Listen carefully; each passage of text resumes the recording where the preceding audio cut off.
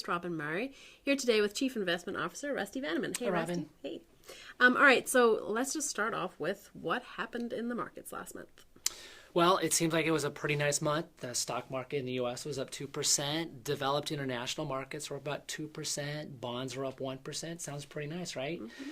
But for a balanced, diversified portfolio, there were some things that didn't work last month.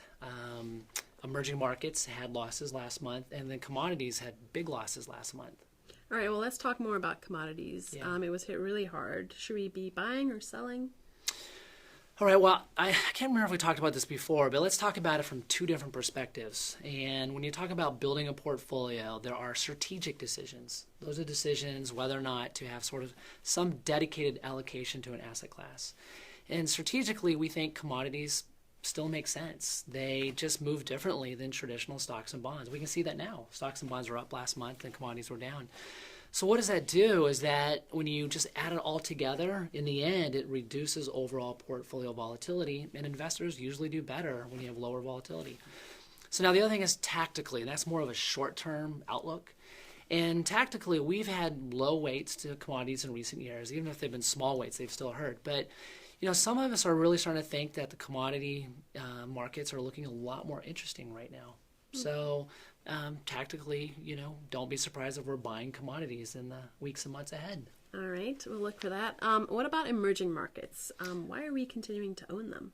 Well, we've always been big believers in emerging markets. And one thing you could say about CLS is that we've always looked where growth is at. In emerging markets, quite simply, the growth has been there, even in recent years.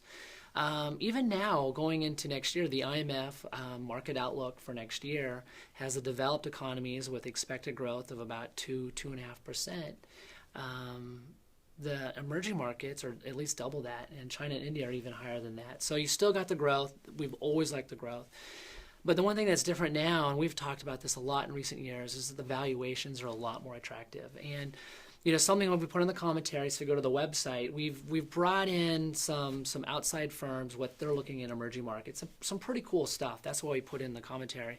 But there's a firm called GMO out of Boston, and there's a firm out of Newport Beach called Research Affiliates. And they both do great work, and they really dive deep into valuations. And in short, they expect emerging markets to outperform United States large companies by 5% a year, and smaller companies by even more over the next 7 to 10 years. And that is really significant if that's true, because stock market returns as a whole probably will be a bit below average in the years ahead. So to get expected returns, you almost have to be in emerging markets right now.